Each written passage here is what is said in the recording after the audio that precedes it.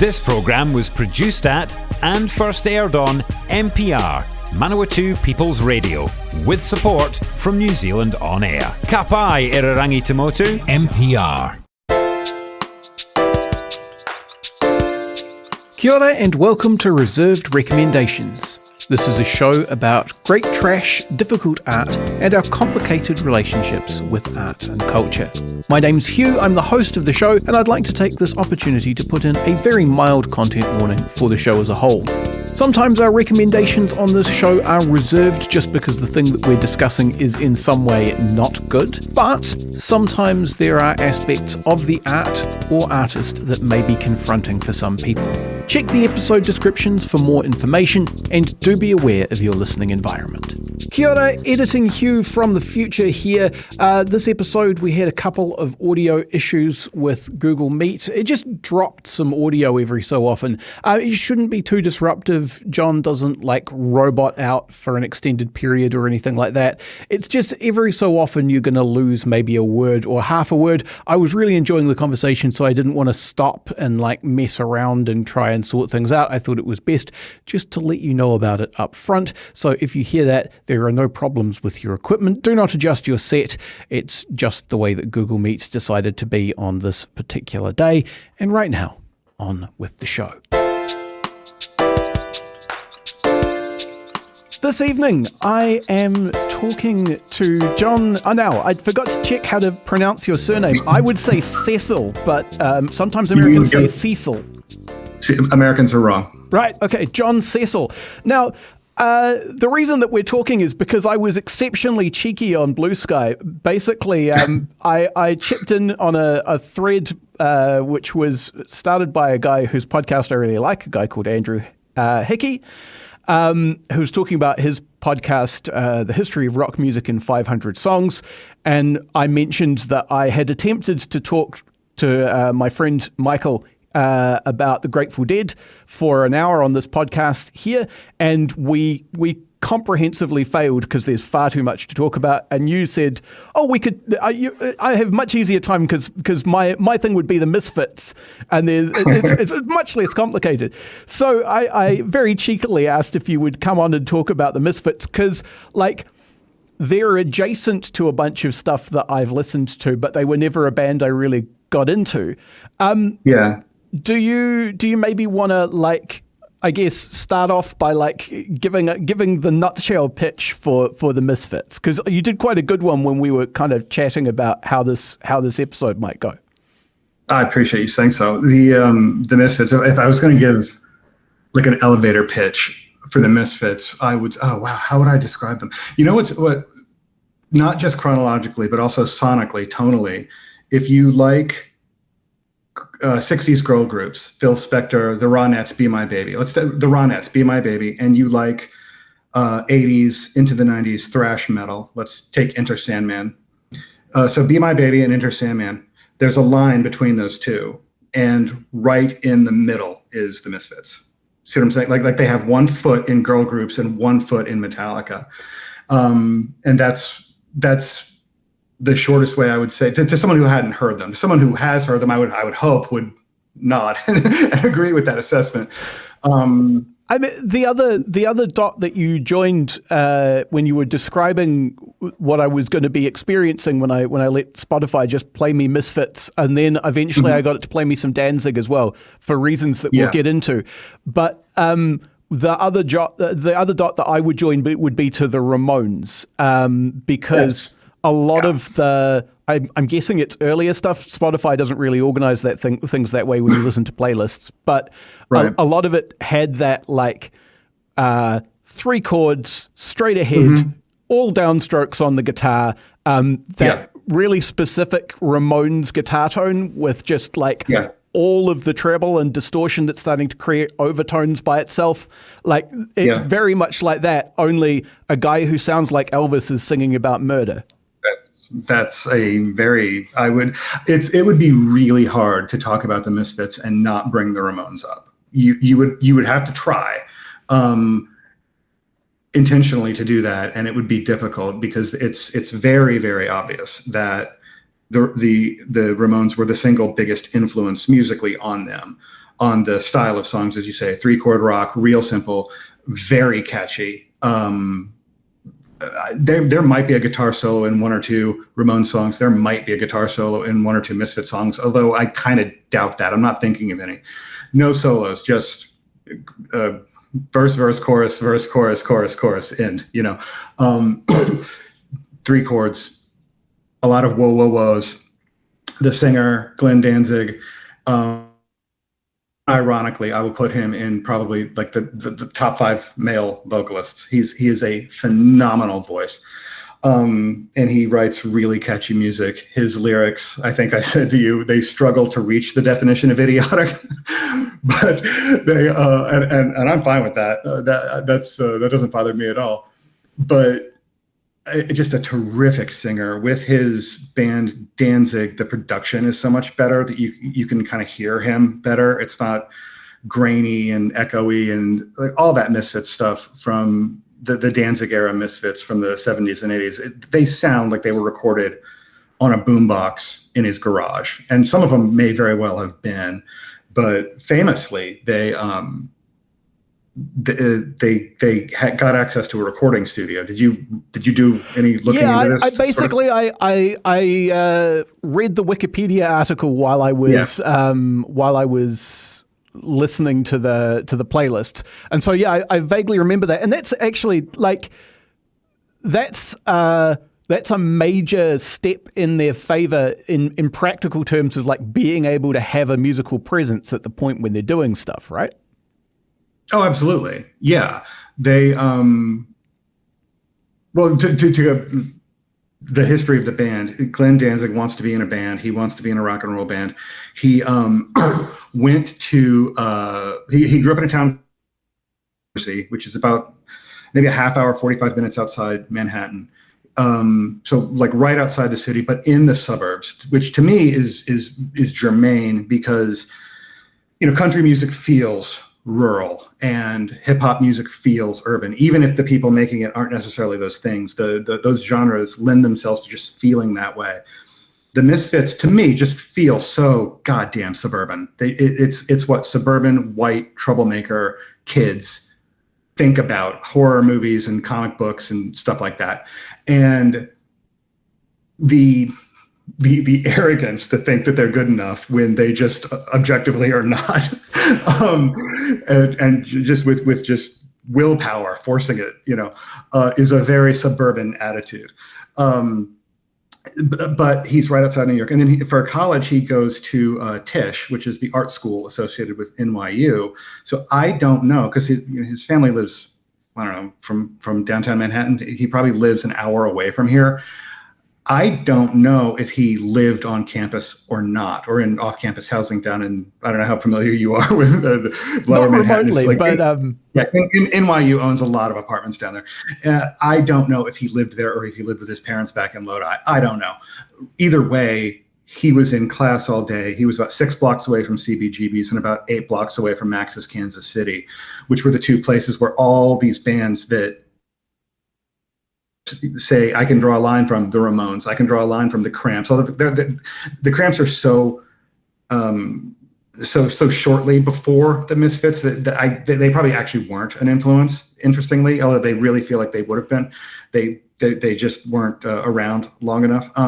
But Alice Cooper was playing at Max's Kansas City all the time, and I would say, like, if you take the Ramones and Alice Cooper and combine them in a Brundle fly machine, Glen Danzig would hop out. The interesting thing about that, and the thing that really struck me when I was listening to the playlists, and this is why I went on to listen to Danzig, because I was interested in like how the progression went, was like a lot of the music that I've listened to in the past that deals in like horror movie levels of like gore and violence and science fiction weirdness and all that stuff.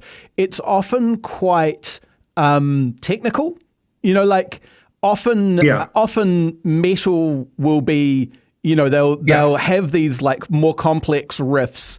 They'll like lean a lot into like, and now we'll stop the riff and we'll have like a big atmospheric reverb sound, and someone will go, right, and death comes now, or something. Like there'll be all of these dynamics and different ways of kind of theatrically embracing the mood of the lyrics. But the Misfits don't really do that. You know, like they're doing all of those themes lyrically, but you're listening essentially for a lot of it to the Ramones, who like the Ramones self-consciously or self-awarely write songs about like sniffing glue and getting into stupid fights, and sometimes just straightforwardly about rock and roll, which seems more congruent with the sound they're making than what the Misfits are doing, which is why I was interested in whether like Danzig was going to be this shift into something more metal adjacent, and kind of sometimes it is and sometimes it isn't. I mean, that's an interesting observation, and it's a correct one. I hadn't made it myself. Shock rock had existed before the Misfits, but not a lot. I know Alice Cooper is the big one. I don't know if King Diamond predates the Misfits or not. I suspect they don't, but I'm not sure about that. Screaming Jay Hawkins does. But like Screaming Jay Hawkins sounds unhinged, you know, like he sounds like a man undergoing a werewolf transformation in the vocal booth. And Glen Danzig sounds like you say, he's got straightforwardly a conventionally really good singing voice. Yeah, he does. Pardon me. The Misfits definitely cemented horror in rock and roll, and then I think the thrash guys and the death metal guys took that football and ran with it. You know, in a way that Danzig's band wasn't able to do because they were not technically great. The Ramones. You know, you get to a point, if you listen to this stuff enough, you start to notice, oh, this song is about how great rock and roll is, or it's a love song about a chick. Joey wrote this one. Oh, this one's about like sniffing glue. Dee Dee wrote this one. You know, you can get to that point. But musically, I think they were all on the same page, and they wanted to be a Phil Spector girl group. You know, as weird as that may sound, it's like the reason the guitars were like that is because no one can play horns. So we can make the guitar sound do this, right? Oh, and they stop in I Want to Be Sedated and do a ba ba ba da ba da ba ba da. Like, you know, they are straightforwardly writing like 3-minute type pop songs. Yeah. The Misfits want to be the Ramones. See what I'm saying? So like, but they don't care about that girl group stuff really. They just like the idea of the fast guitars. Their first couple songs were horror-ish. I think a song called Return of the Fly, which is basically just going through the opening credits. It's just the Return of the Fly starring Vincent Price. That is before they really lean into this stuff. But when you see pictures of them from this period, they kind of look like, you know, the non-Sid Vicious Sex Pistols, you know, kind of ratty, like Steve Jones, you know, just kind of ratty looking, but nothing too weird. After, I think it's around the Walk Among Us album, that's when the uniforms and the hair and the makeup and the stage show start. And at that point, it's just like, now this is what they're doing. They're the only ones doing it at that point in time, dressing up as skeletons and shit like that. And they got a whole new audience and of disaffected suburban kids, of which I kind of was. I came in really late. They had broken up before I discovered them myself. I'm a little bit too young, unfortunately, to have been there in the early years.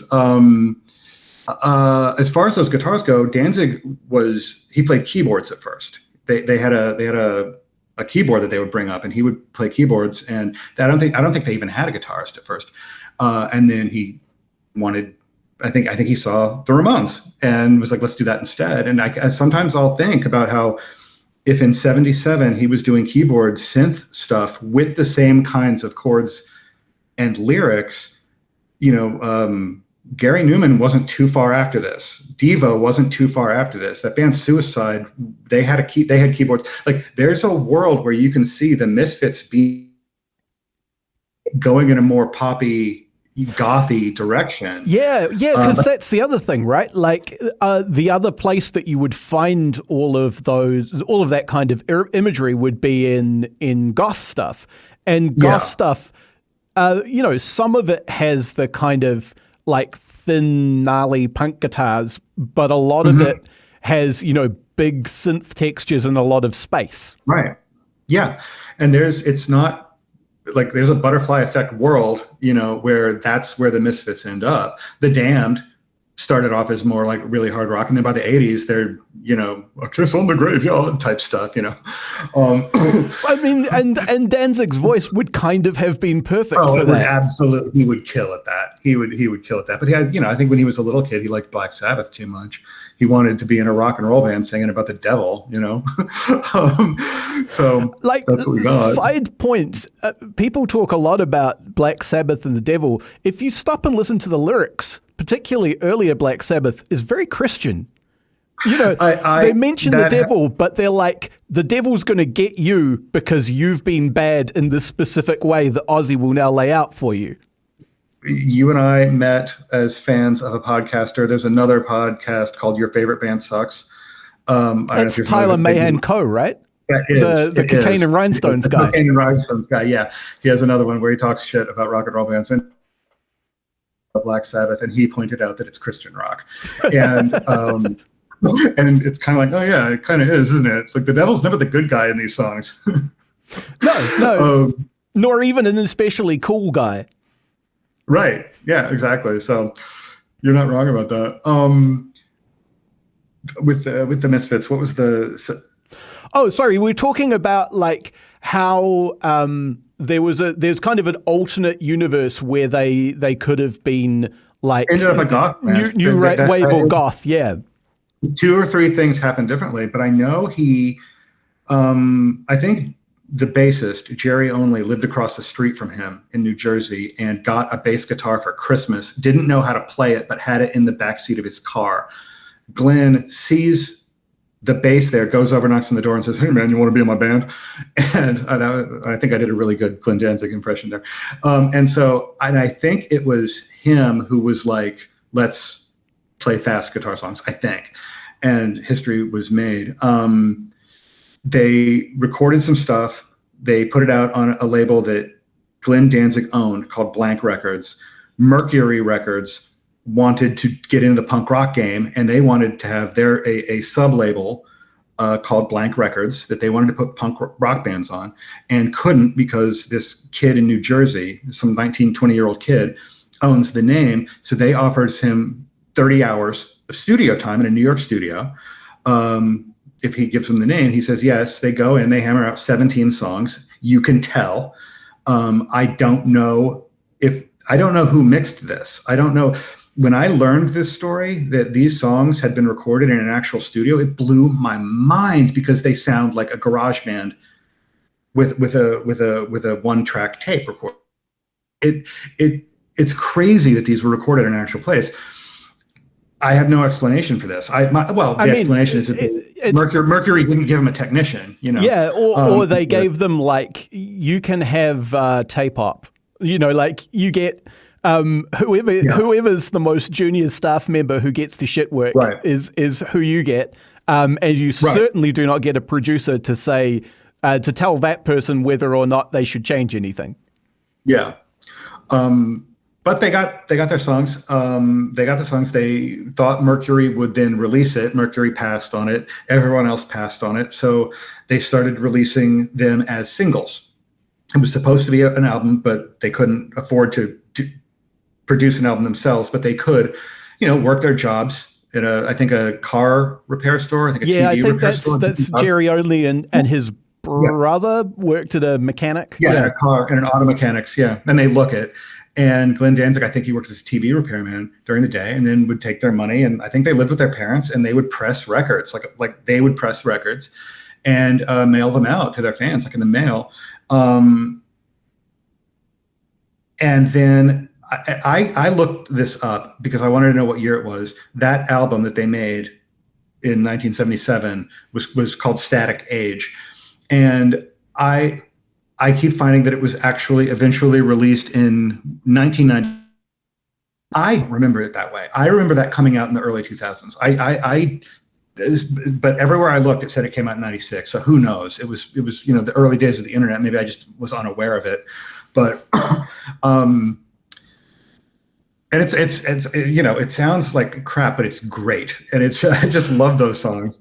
And then around then, I think then the next album would have been Walk Among Us. And that's when they got into the leather spikes and the haircut that we all like. If you're familiar with the Misfits, you know what the haircut is, the devil lock haircut, where you just pull your bangs down. Like, yeah, you do kind of like the kind of like the Elvis pompadour, but so much that it hangs down in a giant spike in front of your face. One giant spike hanging in front of your face. And like they all had that haircut.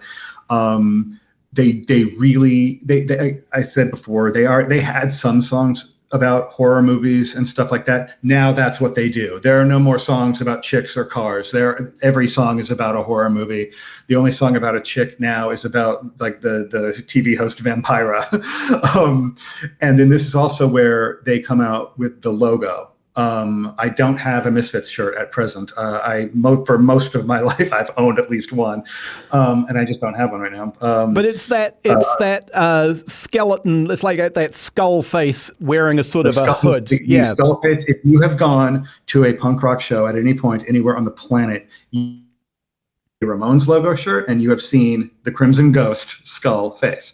It's got to be the second most ubiquitous shirt at punk rock shows, and that logo, I would argue, is in the top 5 with like the Ramones logo, the Rolling Stones lips, band logos. I mean, it's got to be in the top 5. I can't because I'm absolutely because it's so it's so consistent and it's so recognizable and it's so kind of mimetic. Like there are some other like good looking band logos, but they're either not applied that consistently, like the Grateful Dead lightning bolt in the skull. Like that one's cool, but even the Dead never actually used it that consistently, so it didn't quite have the same thing.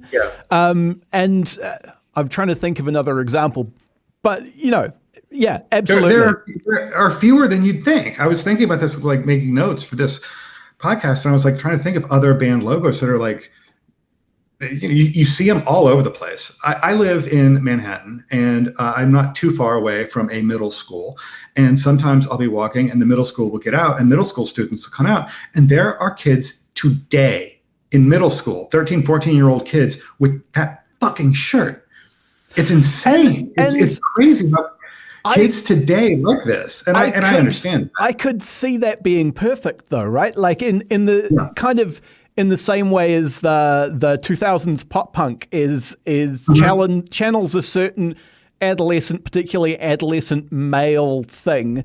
Misfits does the same thing. You're right. It's really suburban music. I would say that they're one of this is tough because I was not around for it when they came out. But I feel like they were one of the first that really hit that thing that you're talking about specifically.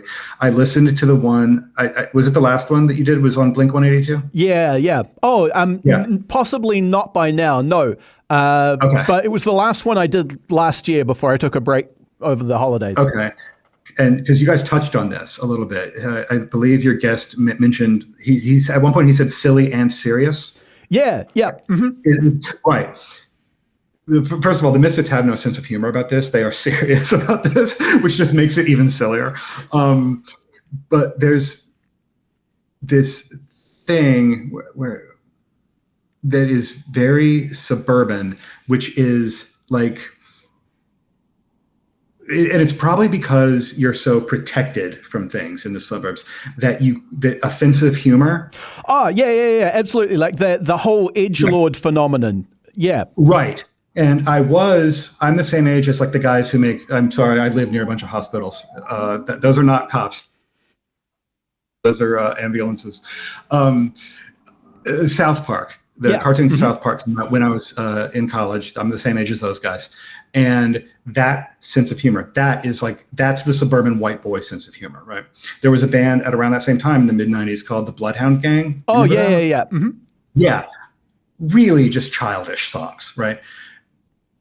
but like trying to be funny. But if you rewind 15 years, how funny would that same kid have been? Would that same kid who in the mid 90s is like laughing at South Park and the Bloodhound Gang songs, would they have been into old horror movies? Because even, in the 70s, the horror movies that they're talking about are 15, 16 years old. They're old by that point. And I don't know, because when it was your podcast on pop punk that made me think about that, because a few years later, a lot of like the cruelty comes out of it, like Blink-182, Green Day, and even getting into emo stuff like My Chemical Romance and stuff.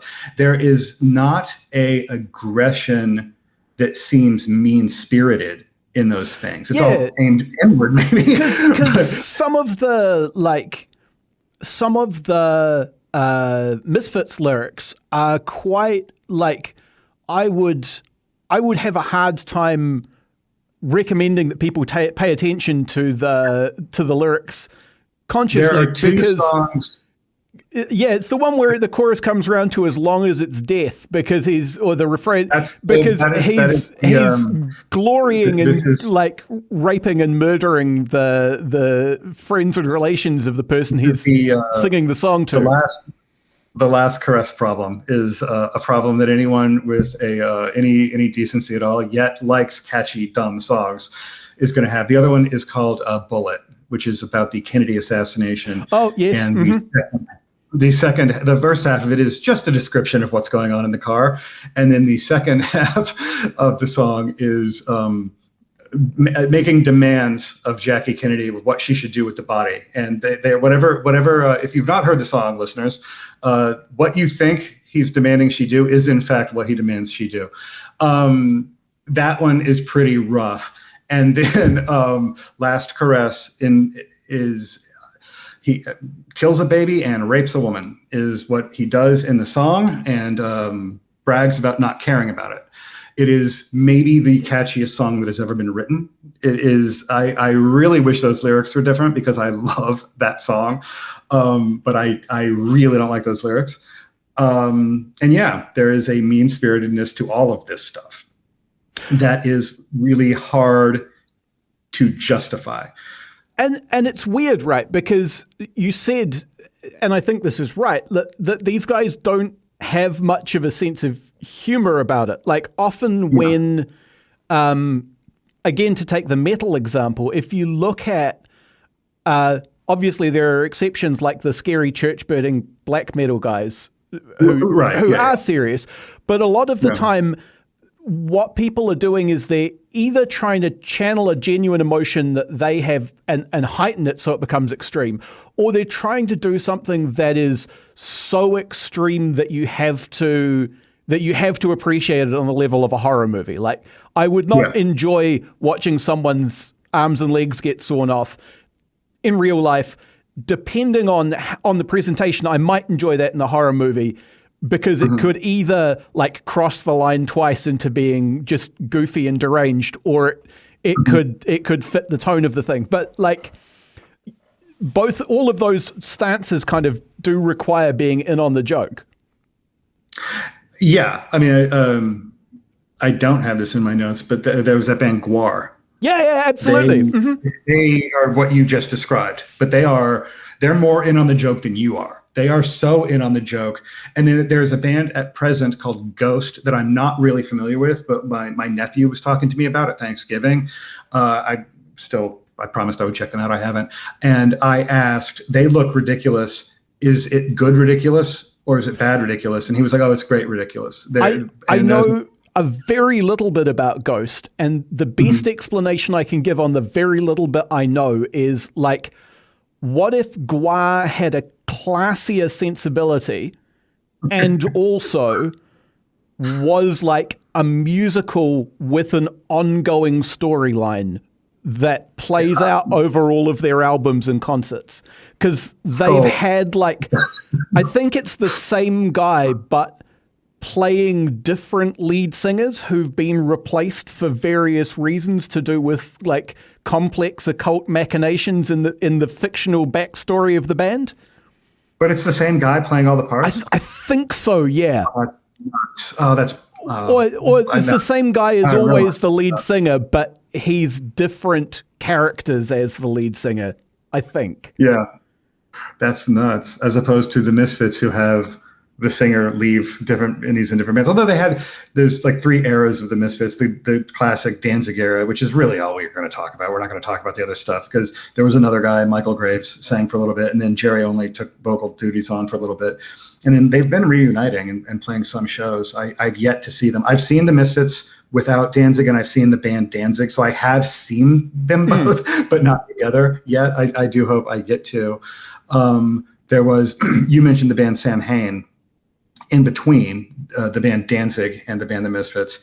Of note, mostly because Metallica were huge fans of them, and this is something that I wondered in the old days, but I didn't have the internet to tell me. How do you pronounce that? Because there's a holiday. I think it's a holiday. I might be getting that wrong. Yeah, it's a pagan seasonal festival celebration. Yeah. Yeah, but that's pronounced like Sawan or Sawan or something.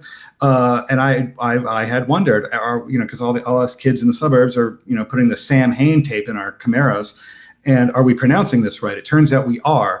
And he called his band Sam Hain, probably because he's an idiot. I think there is a rich vein to mine, because there is a thing that you said before we started. We are, however, at the halfway break, so we're going to take a quick break, and we will be back right after this. Support this show and others like it by giving a donation. For more information, go to www.mpr.nz/donate. You're listening to Reserved Recommendations. This is a radio show and podcast on Manawatu People's Radio, produced with the support of New Zealand On Air, so cheers for that, guys. Today I am talking to John Cecil about the band The Misfits. And just before we took a break, you were saying that, like, in your opinion, and I don't think this is a controversial opinion, that Glen Danzig is not necessarily like an intellectual fellow. I believe before we hit record, you may have used the words "dumb motherfucker," and like I did.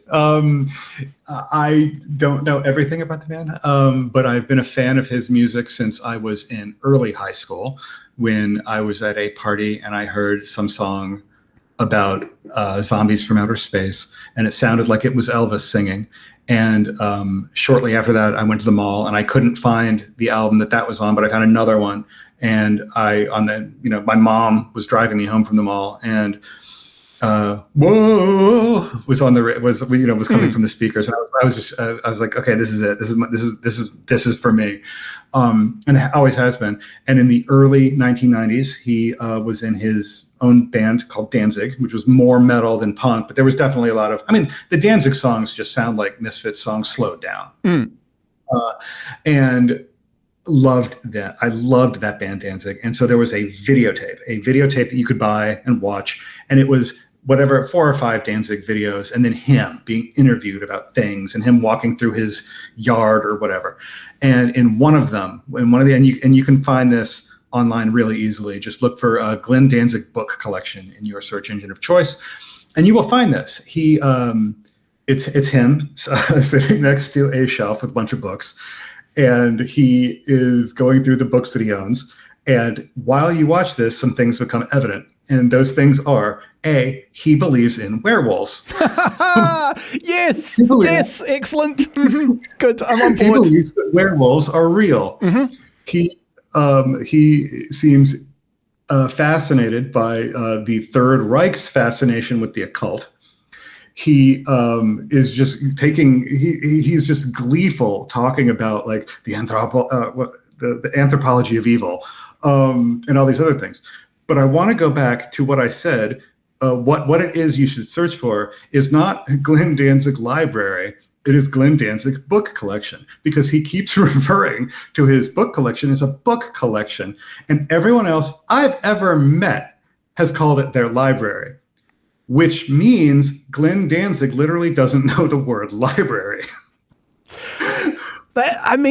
That's fascinating, right? Because like I feel like I have met versions of this guy who are like inquisitive enough to go and find things out, but credulous enough to just like grab hold of the first weird idea and dive 100% straight into it. And like, I can see the appeal of it. I used to, until I had a bit of a revelation about how much you just scratch the paint off and then it's anti-Semitism. But I used to have a really a real spectator's glee with conspiracy theories generally, just because I love someone earnestly writing a book about how the world is controlled by holograms or lizard people, or they talk to aliens or something. And when I realized it's all either grifts or anti-Semitism or both, I got a bit sad. But like, I can see the appeal of that stuff, but that you then land on like, there are werewolves as your take is spectacular. It's amazing. It's amazing. Every interview I've seen with him, he either ends up coming across like the biggest moron you've ever seen or the biggest dickhead you've ever seen. And it's one of those, it's like, God, I want to hate this guy. And then he starts singing and I'm like, oh, I love this guy. I've called him a dumb motherfucker now a few times, and I'm sure if I'm ever lucky enough to meet him, he'll punch me in my mouth for that. But I mean, he's not a small man. Plenty of footage of him punching people. Did you say he's not a small man? Well, not in terms of like, general in solidity. No, he would flatten me, but I think he's about half my height. The dwarf build. With, in the 90s, he toured with Typo Negative. And oh my goodness, seeing him next to Peter Steele, that would be... He refused to do promotional shots because Peter Steele was like 6'4", I think. Something like that. And Glen Danzig is not 6'4". He is considerably not that. And so, which, I mean, short king, like the guy rules. He doesn't need to be 6'4" to be an amazing vocalist and a really good frontman and a good businessman. And you can say all these things. He's a fucking asshole, and he believes some really dumb things. But a lot can be said for him too. Unfortunately, he apparently is also super pissy about his height. So that is a shame. I was, I guess the thing that came to mind kind of reading a little bit about the band is because I mentioned at the start of this conversation, like there's this sort of creative tension in terms of often the kind of themes that they're dealing with go with more sophisticated and atmospheric music. And it seemed in reading about the history of the band that there was that kind of personal tension as well between him and Jerry Only, because Jerry Only eventually goes and does like a sort of Christian Misfits-ish thing. I didn't manage to go and check out Christ the Conqueror, but it sounds like a thing. I have just, sort of morbid curiosity. None of them really liked each other that much, I don't think. Jerry and the guitarist Doyle are brothers, so they presumably do have at least some amount of getting along, or they know how to disagree in a way that it doesn't mess with their money, because neither of them wants to go be a mechanic again. They went through drummer after drummer after drummer. They went through guitarists after guitarist after guitarist. The only person to be in every iteration is the bass player, Jerry Only, because even the singer left. But they all would fight. They would get into fights with themselves on stage. They fired a drummer on stage during a show at one point. Like, it was a very contentious band. They would have members be members for a very short period of time and then get fired, or be like, I can't work with these assholes, and leave. I imagine that has to have come up, that if Jerry Only had it in him in the early 1990s, so roughly 10 years after Walk Among Us, he's in a Christian rock band with his brother and some other guys, I presume. I went online and listened to some stuff. It sounds more like that Michael Graves era Misfits stuff, except the songs are presumably about Jesus, but they're I mean, like you could change a syllable or two, and this would be completely obfuscated. I imagine somebody who, thinks, Hitler wanted to raise the devil to take over the world, and the other guy thinking it would be awesome if we played rock songs about Jesus. You'd think they might have thought about that at some point, It's just it's such a fascinating product of this brew of like contentious, not that sophisticated personalities working in tension, that what should come out of it is this music. The thing that a thing that I struggle with is that it is not. It is. I'm a songwriter. It is not difficult to write a simplistic song. It is difficult to write 40 or 50 simple songs, most of which are really good. There's something there. Okay. And he went to Tisch, and I do not want to do that thing where, he went to Harvard. Well, clearly we should put this guy on the Supreme Court. I don't want to do that. But I've known a couple people that went to NYU for various schools, and there are some Ivy Leagues that the people I've met I'm not that impressed by. I've been somewhat impressed by most NYU people I've met, and he went there.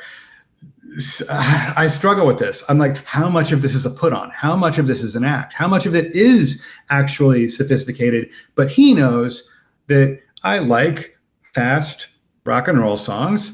I can make money doing fast rock and roll songs. This is what I want to do. I want to sing about, ancient Celtic harvest festivals and the devil and flying saucers. That's what I want to do. I don't want to do songs about, the nature of non-existence or whatever the fuck Sisters of Mercy are doing. This is what I want to do. I don't know.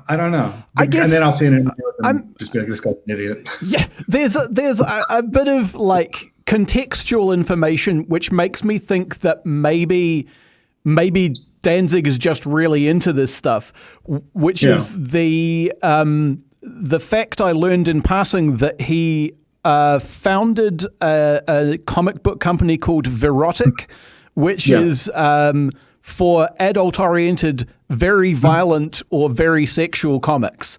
Yes. And the fact that like one of his side hustles is running a company that makes really horny, really violent comics, like that. Maybe that's just the thing that he likes, along with the werewolves. Yeah. Also, he in the 90s when he started Verotic, he paid Frank Frazetta a bunch of money. Oh my goodness!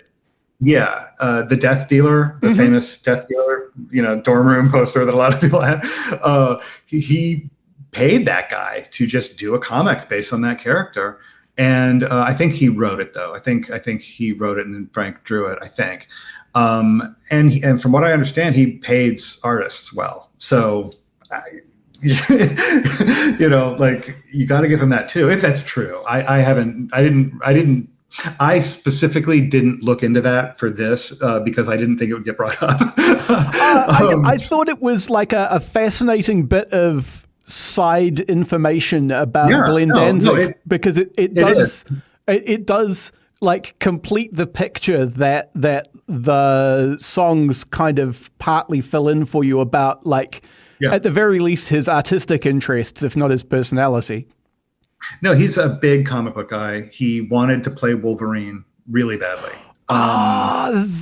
Speaking of butterfly effect alternate universes, the X-Men movies where we had Danzig instead of Hugh Jackman play Wolverine, I don't know if they would be better, but they would be very different. They'd be better in some ways, but more at a train wreck rate, probably. But probably worth saying. He was in some Western movie where he's a vampire in the Old West. I have not seen it. But yeah, no, I remember when he was making those comic books. There was one about like an Aztec warrior, Jaguar God, something like that I bought. I would like when they would come out the next month, I'd be like, oh good, the next issue is Jaguar God. I think that's what it was. Yeah. So, and then a few years later, Mel Gibson made a movie called Apocalypto. Oh yeah. Mm-hmm. When I watched that, I was thinking, did this motherfucker read Jaguar God? Because it kind of seems similar. Well, that's fascinating. I didn't know about that connection. I do recall watching Apocalypto, and I don't know. I'm sure that it's not. I'm sure that it's not. But it's that that the same setting basically. But yeah, like muscular dudes in the jungles running around killing each other with hatchets, that sort of thing. Yeah. I guess like what it all comes down to is a real fascination with like the level of darkness and danger that you can access as a suburban kid. Like you're unlikely to be in any genuine threat, but you can read a lot about zombies and vampires and Nazi blood rituals and all of that stuff. And I think at certain points in the 20th century, and not the 20th century too, because we can get into the emo bands, like the Midwestern emo bands is like literally what it's called because it's so far from any major cities, except Chicago, I guess. That's suburban too. But again, the anger in that is inwardly directed, which is the safest place to aim it. So, well done, millennials. Like you beat my generation. My generation are a pack of fucking assholes when it comes to this, because with the, like late boomer generation, the punk rock guys, like Glen Danzig is 55, I think is when he's born. It was horror movies and flying saucers and shit like that. And even getting into devil worship, that's not there. It's not devil worship. To my knowledge, there are no songs that no, some of those Sam Hain songs made. But the Misfits song specifically, which is what we're talking about, are really more Vincent Price movies and flying saucers and shit like that. With Generation X in the 90s, our version of we're safe white boys who own cars and have jobs in suburban America. Let's engage in plausible deniability, racism, homophobia, and sexism. Just like wherever the line is, let's just dance on that line and laugh at South Park and laugh at the Bloodhound Gang and laugh at all the movies that came out around then that all have like really, in hindsight, questionable like racial, sexual, and gender politics. I'm right at the tail end of that. So I was born in 81. Like my development of independent music taste separate from my parents is basically starts with getting turned on to Nirvana. That's about where it comes in. Sure. And so my experience of that was like I didn't get so much of the cynical stuff, but I got a lot of the beginnings of the you can't possibly understand mum stuff. Of course. Which was kind of the flip side of that coin. Nirvana and Green Day are the two that I would say really planted a flag on the opposite side of what I'm talking about. And it is a pure distillation of this is how we all should have been. We should not have been chuckling at the Bloodhound Gang singing about, I'm going to pretend to be gay to fuck a chick. We should have been saying, no, I'll wear a dress in public. Fuck you. Like, laugh at me then. We should have been doing the stuff that Kurt Cobain and Billy Joe Armstrong were doing. That's Nirvana is actually just thinking about it, like thinking about inventing spectrums and putting bands on different points of them.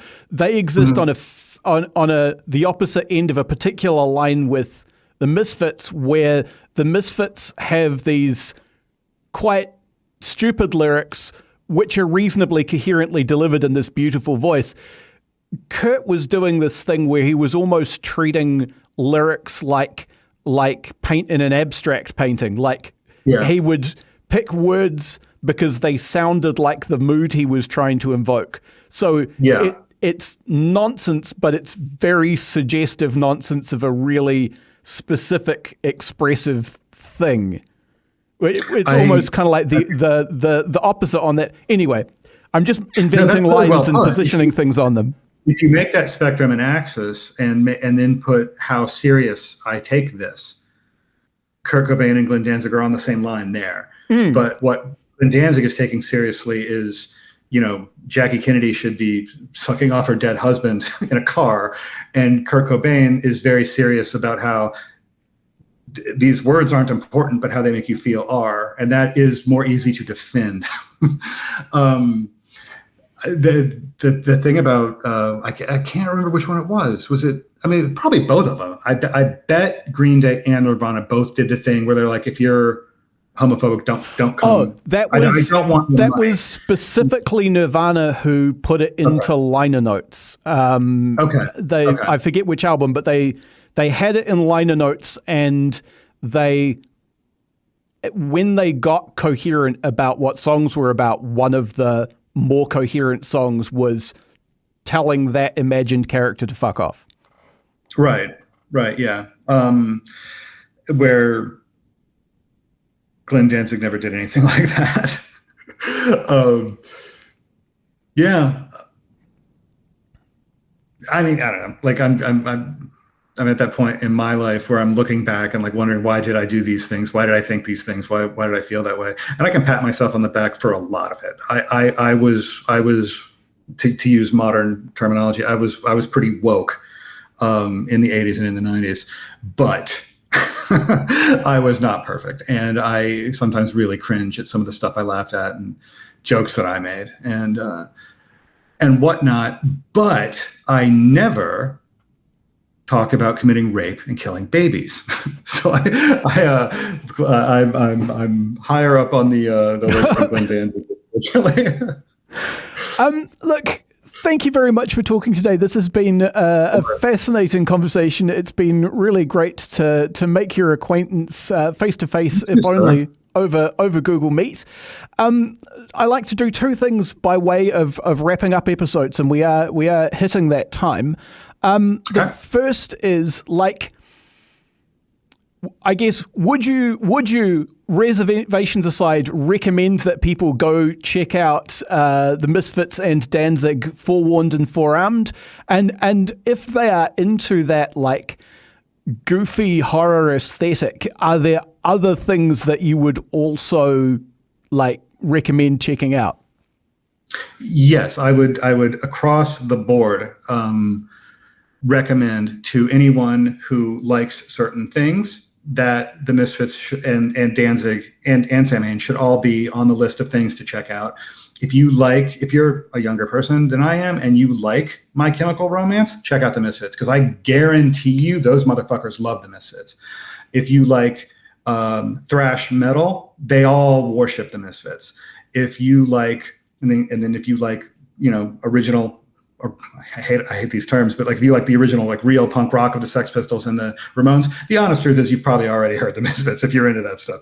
But if you like 60s girl groups, if you like rockabilly music, arguably there's a song called American Nightmare that might be the first, what's the term? Psychobilly song. There's a lot of that in there too. If you like the Doors, if you like Elvis Presley, if you like Roy Orbison or Johnny Cash, you might find something probably more in Danzig, the band Danzig, than the Misfits, because the Misfits is brutal, hard, fast stuff, and the Danzig stuff is more melodic hard rock.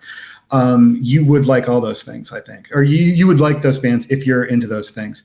If you find the Misfits, find Danzig, and are like, I just love this combination of hard rock, or even just rock in general, and horror, look into the Cramps. First and foremost, that's the next band. If you like the Misfits, go to the Cramps. The Cramps are interesting, and we didn't really talk about them, but they're interesting because partly, like, the central relationship there is rock solid because they're married, or they were married until Lux Interior died. But also, like, they lock into this aesthetic in the same way that the Misfits, like, it's a different aesthetic, but they lock into something in the same way the Misfits do. But they refine and polish and build on it over time in a more different, more complicated way. Poison Ivy is a better guitarist than any of the Misfits were at their instrument, save the vocalist. Lux Interior is not as good a vocalist as Glen Danzig, but you cannot take your eyes off this dude. He is a great frontman. No, he's like one of the case studies in making maximal use of a limited instrument. You know, like yes, yeah. Absolutely. I have a provocative position, I assume sometimes, which is to state that, like, for the idea of so bad there's good, there's also a corresponding so good it becomes bad. And I think completely agree, like the Cramps are the perfect guides to like avoiding that. You know, like they would have possibly been a weaker band with a stronger vocalist. I can see that. I can see that. Crucially, they're in on the joke in a way that the Misfits aren't. They are goofing around. They're not, like Vincent Price is scary. They're not doing that. They're doing, hey, isn't Vincent Price cool? And also like hornier than the Misfits in a positive way. Jesus. I don't think any of those songs, aside from the one Rape, is even. No, and that's not even horny. It's more like I'm going to say a bunch of gross stuff to a catchy melody and freak you out. Right, involving women even, except for Vampira and the mother in Last Caress. I'm trying to think of like it's all aliens and skeletons and zombies and shit like that. And Jackie Kennedy. Yeah, again, sort of disqualified. Finally, do you have things to plug? If so, please plug them. Insofar as it will do you good on provincial access media. I wrote a play that ran about 6-7 months ago now. So I actually don't have anything to plug. But my play was called Zombie Beach the Musical. There's a website, Zombie Beach the Musical. And we are trying to find a new home for it. So if anyone can help me with that, that'd be fantastic. It is like, and you did not know this, listener, he did not know this when he asked this. It is heavily based on the Walk Among Us album by the Misfits. Excellent. Well, thank you very much for talking. I'm going to give a side plug to the person who inadvertently brought us together to have this conversation. You should check out Andrew Hickey's History of Rock Music in 500 Songs. It is fascinating and exhaustive, and he spends a long time digging into the kind of girl pop that is much, much, much, much more influential than you think it is on music that I guarantee that you like, including the Ramones and by extension the Misfits. So check that out as well. Thank you again for talking, John. Thank you, Hugh. You've been listening to Reserved Recommendations, a radio show and podcast from Manawatu People's Radio, Te Reo Irirangi o ngā tangata o Manawatu. The show was produced and presented by me, Hugh Dingwall, and I also composed our theme music. It's called Sack Jazz, and you can find it at wolfboy.bandcamp.com. If you enjoyed this show, why not go ahead and share it with a friend? You can find the last 10 episodes at npr.nz/show/reserved, or wherever else you get your podcasts. If you want an episode older than that, try searching for Reserved Recommendations on YouTube. You can find me on Twitter at Objective Realty, or you can follow the show on Facebook. And finally, Manawatu People's Radio is a non-profit community access station. If you like this or any other piece of their fine audio programming, why not fling them $1 or $2? You can go to npr.nz/donate for more information on how to do that.